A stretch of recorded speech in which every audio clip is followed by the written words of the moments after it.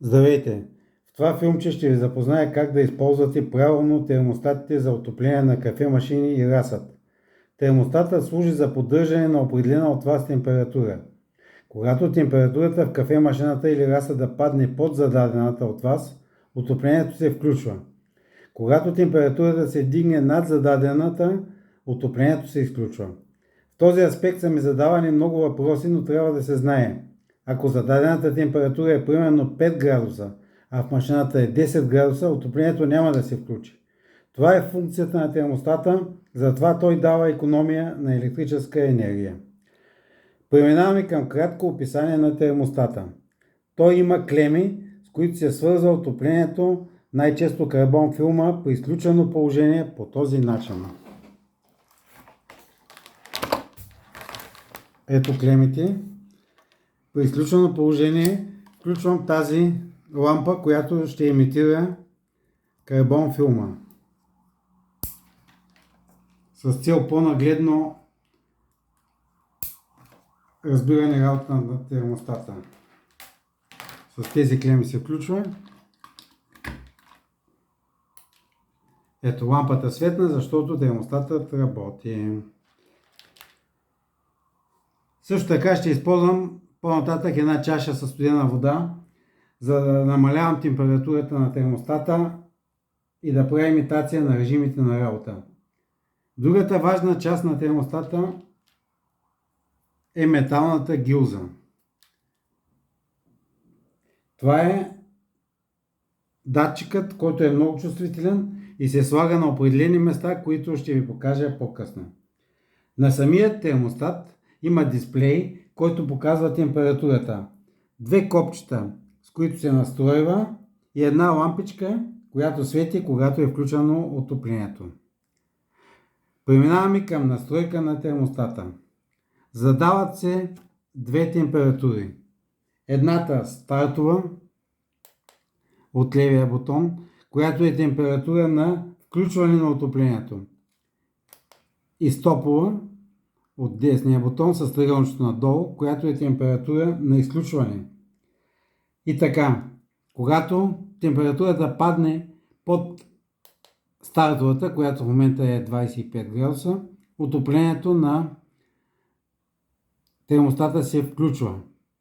А когато се дигне над температурата на изключване, която в момента е 27 градуса, отоплението се изключва. Ето сега ще ви покажа как става това.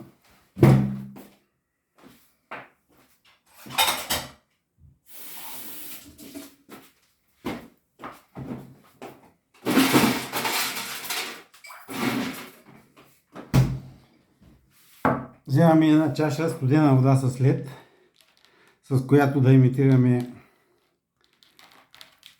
охлаждане. И потапяме датчика. Ето, както виждате, той веднага започва да намалява температурата. И обратно. Сега загряваме с ръка термостата. И сега наблюдавайте, като се дигне над 27 градуса, датчика изключва. Термостатът изключва отоплението. И обратно, когато започне да изтива, ето, включвам. И така, как става настроенето на тия стартова и стопова температура? Първо ще настрояме стартовата температура. С еднократно натискане виждаме, че в момента тя е 25 градуса. А 18 градуса е текущата температура в стаята. Като натиснем еднократно 25 и задържим след това, температурата започва да мига. И след това с тези два бутона нагоре и надолу настрояваме желаната от нас температура. Примерно 23,7 градуса. И оставяме да се запомни. След това по същия начин действаме с другия бутон с топова температура. Натискаме го еднократно, 27 градуса в момента.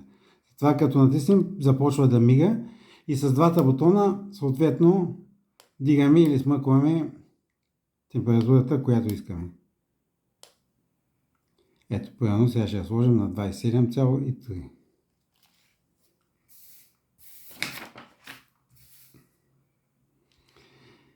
И така, най-важното нещо при тази настройка.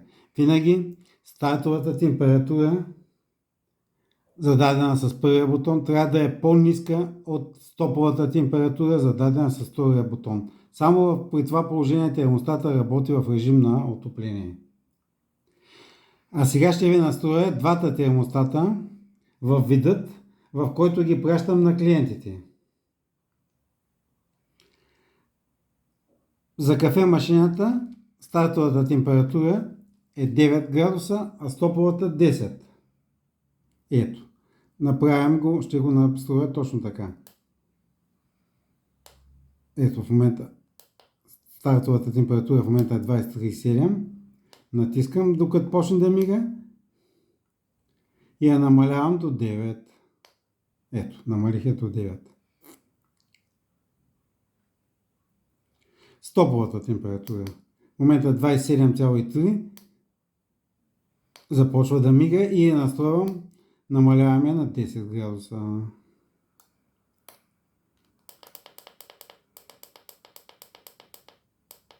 Ето. Ето, сега стартова температура 9 градуса, стопова 10. Тоест, като падне температурата на отоплението в кафе-машината на под 9 градуса, ето, започваме да охлаждаме.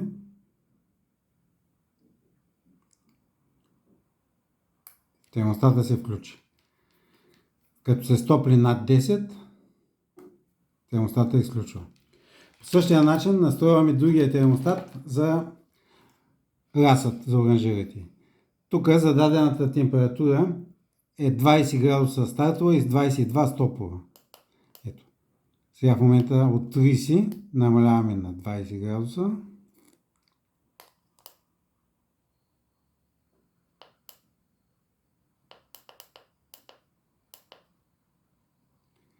Така, запомнихме 20 градуса стартова и стоповата я дигаме на 22.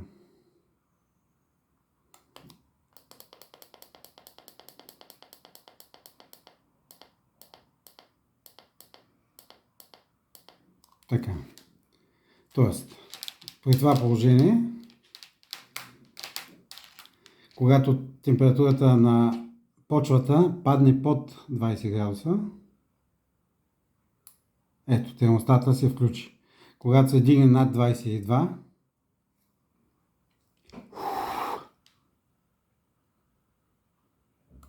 термостата изключва. Той е нагласен.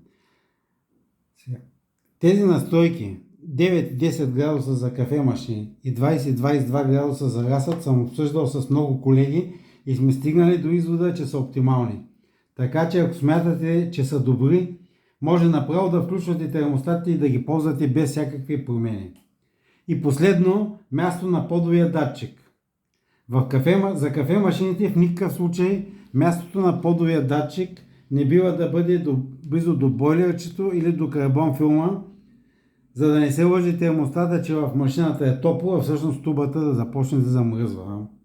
За расът нещата са още по-важни. Там саксийката с раса трябва да се сложи точно върху карбон филма по средата, а не примерно от едната или от другата страна, точно върху карбон филма по средата. С моливче се прави дълбока дупка в пръста додолу и в тази дупка се слага термостата, датчика, за да отиде чак до дъното на саксийката или на кофичката и така се затъпва.